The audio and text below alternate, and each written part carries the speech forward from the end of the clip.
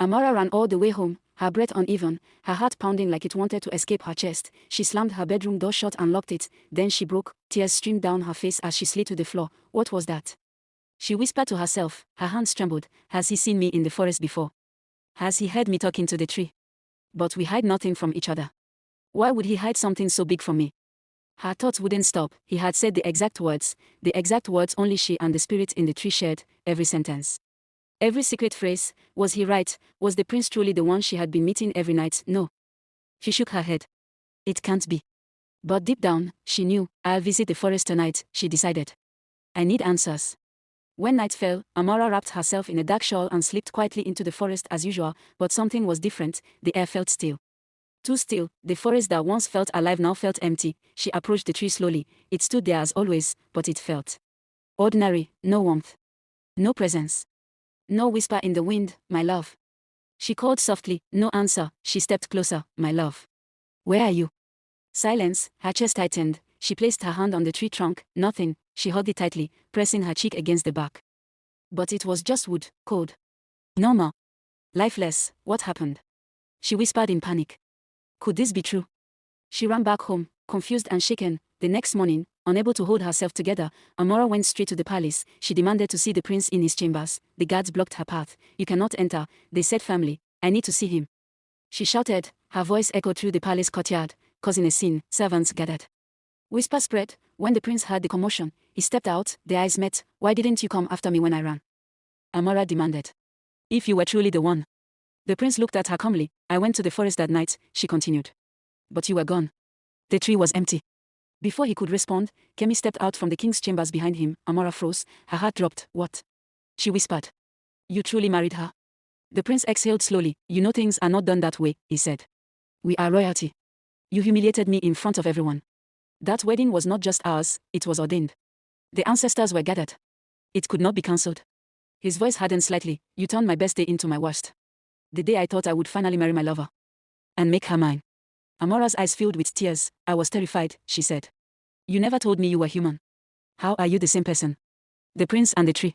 He stepped closer and lowered his voice. Meet me tonight. Our usual place. I will tell you everything. That night, Amara went early. She waited under the tree, restless and eager. When the prince finally appeared, she ran to him. You're late, she cried. You were never late. He smiled faintly and pulled her into his arms. I'm not late. You are just too early. She melted into him. You made me wait so long, she whispered. They held each other tightly. Emotions overflowed. Their eyes locked. Their lips met. That night, they sealed their love beneath the tree. Afterwards, lying on the forest floor, he finally told her the truth. Amara, he began quietly, brushing her hair back gently. When I was 22, my twin sister died. She was everything to me. I begged the gods to spare her, pleaded at the shrine, offered sacrifices. But they had other plans. She passed away.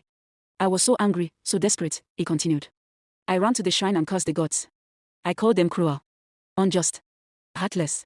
I demanded answers. I demanded they undo what they had taken from me. And that night, he whispered, the gods answered me. They cast me. His voice was steady, but the weight behind it was clear. They bound my spirit to the sacred tree. Every night, the moment the sun set, I would be drawn into it. I would remain trapped inside the tree until dawn. By day, I was still the prince. I could walk freely. I could rule. I could speak and live as a man. But when darkness fell, I was no longer free. I became a spirit sealed inside wood. I could not step away from it. I could not leave the forest. I could not reveal myself. No mortal could break it. The curse would only end on my wedding day. He looked at Amara carefully. The first night I saw you. You were speaking to the tree. You thought you were alone. But I was there. Listen. You came back the next night. And the next. You weren't afraid. You laughed. You trusted what you could not see. His voice softened, and for the first time since my sister died, I did not feel alone. Amara was quiet, so all those nights, she said slowly, it was you. Yes, he answered. It was always me. She shook her head gently. I just loved the calm of the forest. I never knew I was speaking to the prince. He exhaled. The curse ended the night I got married. Silence settled between them. I am free now, he continued quietly. But I am married. Despite that truth, they did not stop. They continued meeting in secret, night after night, under the same tree that once imprisoned him, hidden from the palace, hidden from the kingdom. But secrets never stay buried. Some mornings, just before sunrise, the prince would return quietly from the forest. One morning, as the sky turned pale gold, Kemi sat on her chair near the window in her royal chambers. She had risen early. The room was silent. From where she sat, she could see the palace courtyard, and She saw him, walking slowly across the grounds, coming from the direction of the forest, his steps careful. His clothes slightly unsettled, his expression distant. Kemi did not move, she remained seated, calm. Composed, but her eyes followed him, she said nothing. Days turned into weeks, then Amara began to feel different. Her body grew heavier, she felt tired more often. A strange warmth lingered within her. Weeks later, the truth became undeniable. She was pregnant. When she told the prince, he froze, not angry, not surprised, but deeply troubled.